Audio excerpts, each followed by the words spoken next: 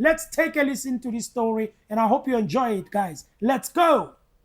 Report from the Amabungani Centre for Investigative Journalism this morning suggesting that some people who are close to the Deputy President Paul Mashatile will benefit from the new lottery deal. The Trade, Industry and Competition Minister, Parks Tau, has selected Sizakaya Holdings to run the lottery for 8 years. One of its shareholders is a company that is partly owned by the twin sister of Mashatile's wife. Azara Karim wrote that story. Azara, good morning to you. We all know that when you run the national lottery, you can make quite a bit of money. How is Deputy President Mashatile now linked to some people who will be running it for the next 8 years?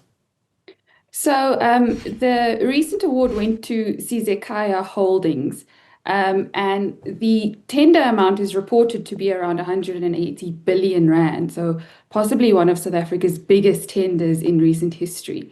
Now, what Amabungani's investigation found was that Sizakaya Holdings Bellamont Gaming has a shareholding in Sizakaya Holdings.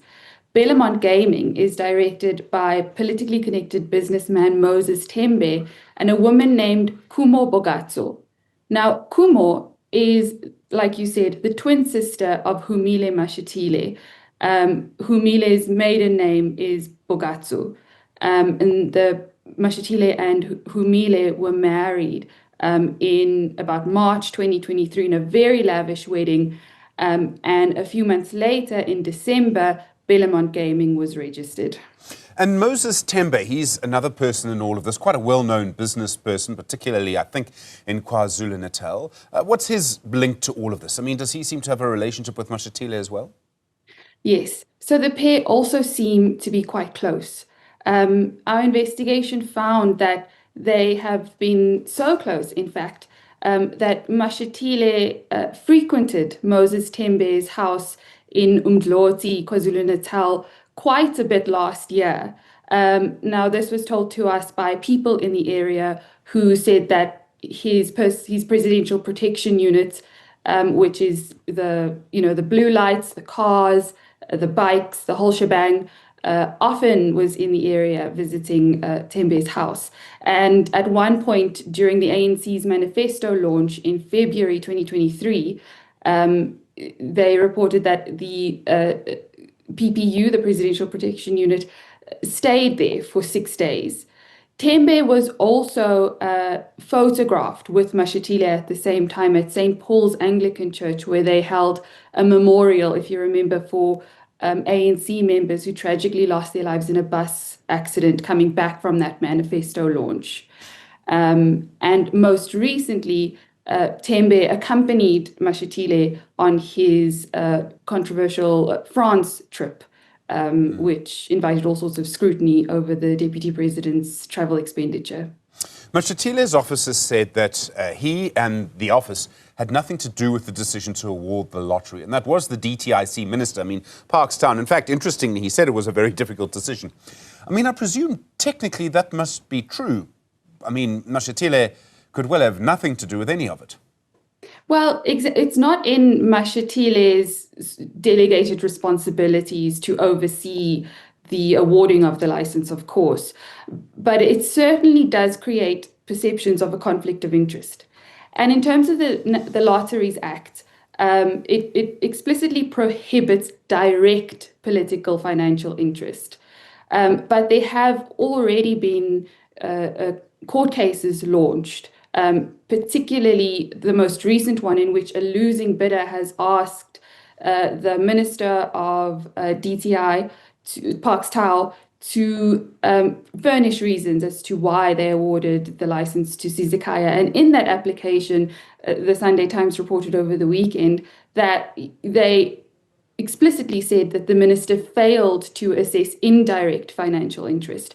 So this is, there isn't any reason as to why Mashatile should interfere directly in the awarding of the process. But there is questions around a conflict of interest and who really is benefiting from this massive, massive license. So there's a lot that's going to come out of these documents, I'm sure, because the minister is going to have to explain his reasoning. I think in law they call it the record of decision. He'll have to look at all of the documents and publish those. So we should get more clarity on this. And I think it's time that the Minister and the National Lotteries Commission come out and be absolutely transparent about this process because of the amount of concern and red flags that have already been raised, not just by Amabungane. And in fact, when we asked the National Lotteries Commission and the Minister for comment, they never responded. And they have also been quite evasive in handing over information like shareholding in Sizekaya and all their linked companies. And we've submitted a PIA and a Core 24 in order to access that. But it's time that the minister really needs to take us into his confidence and be absolutely transparent here.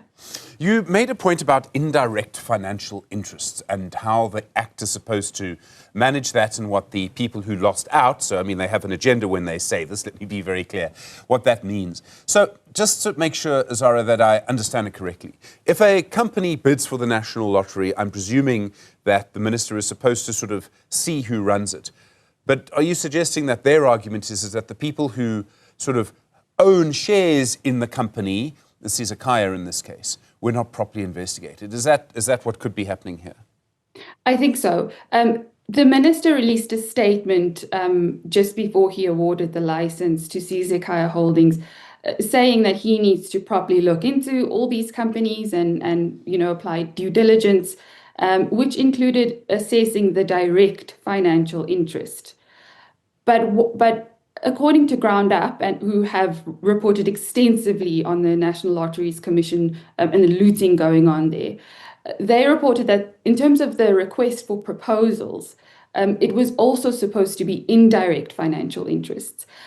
But at the same time, that should be basic due diligence. It wasn't hard to find the deputy president's sister-in-law in these companies because Bellamont Gaming has been widely reported as being a shareholder, and Moses Tembe has admitted to Amabungane that they are a minority shareholder.